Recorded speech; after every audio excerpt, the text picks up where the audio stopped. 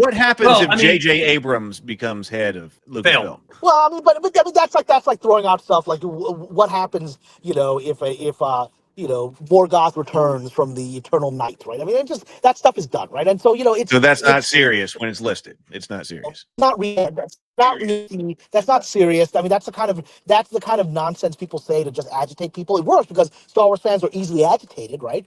But and so even the Hollywood Reporter, in its effort to list those names, because people are going to ask, why didn't you include Abrams? He made two of these movies, right? Why didn't you include him, right? He's in theory run a big company, right? Whether he's run it successfully or not is much up to debate, but he's run a company, right? And so a big production company. So it's but even in that Hollywood Reporter thing, they're like, Abrams was so badly scarred and burned by his experience, the toxicity of it, blah, blah, blah, blah. They even say he's not going to come back.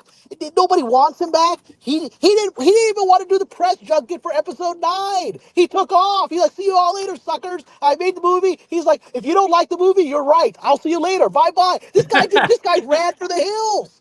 Well, and think about it from a journalistic standpoint. If you're like, who's going to take over Lucasfilm? You start with Favreau, then you get to Filoni, and then you start to run out of names. So I think you just start coming up with whoever you could think of and add them to the list. Famous names, and then they've got, as you see at the bottom of the list, there's talented executives at other studios who the average person is not going to know who the hell they are, right? So they put them at the very bottom. Those are more likely to get executive jobs at Lucasfilm than Kevin Feige, and those aren't realistic things, And so we have to.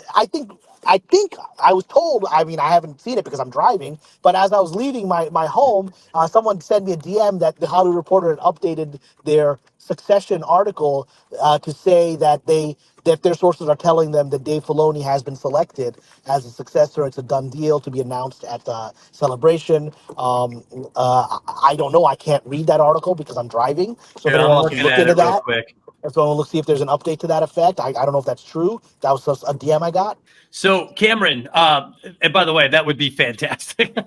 I'm reading the article, and so what it does is this article now has kind of a breakdown. It's like who's going to be the article isn't that might be Kennedy might be leaving. The article is now who will be the successor, and they have a Favreau section, a Filoni section, an Abrams section where they make the case, pros and cons of each. Yeah, they had that before. So I don't know if the Filoni section has been updated. When I left, this is what it says. Okay, it says the Filoni section ends with, and yet one source tells the Hollywood Reporter that Filoni is already Disney's choice to succeed Kennedy and predicts his ascendancy will be announced at Star Wars Celebration in April. This has not been confirmed yet, though.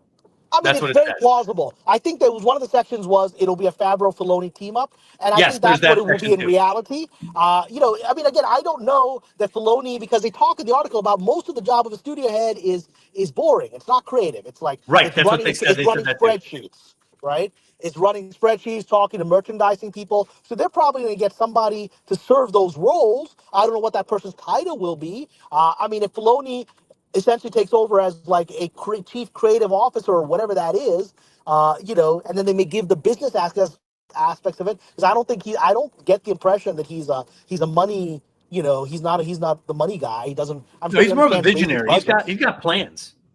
Yeah, but he's not the guy that's sitting around going through the budgets and whatever, and I'm sure he's the guy that will say hello to people when merchandising meetings are held. But is he sitting there going over the details? I don't know. So they probably going to get somebody either internally or externally who's going to serve those purposes, and then he'll serve as sort of the front man, the creative front man for Jon Favreau's vision. Favreau will, I think, continue to remain the silent boss. I agree. The power behind the throne, because even the Hollywood Reporter article says he doesn't want to be a studio head. And guess what? I have said that on my Patreon, that he wouldn't want this job. He's a filmmaker, right? But what he wants is to be the godfather, the one who has the final say as to whether something is Star Wars or not. I think Favreau has the clout and the connections to run a studio like that, or like you said, be a shadow or like a secret director of all that. I don't think Filoni's got that.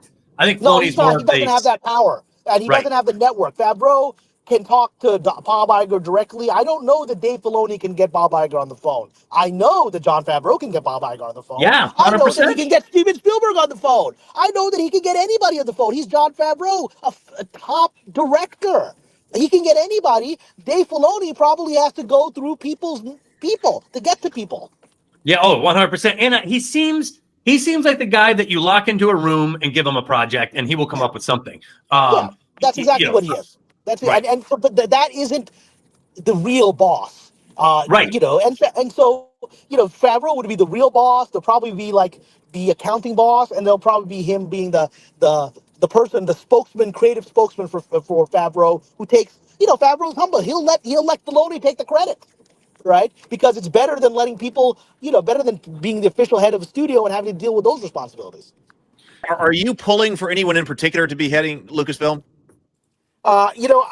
I've been told for some time that the real shadow head of Lucasfilm, and certainly has solidified after the utter collapse of Acolyte, but it was essentially true before then.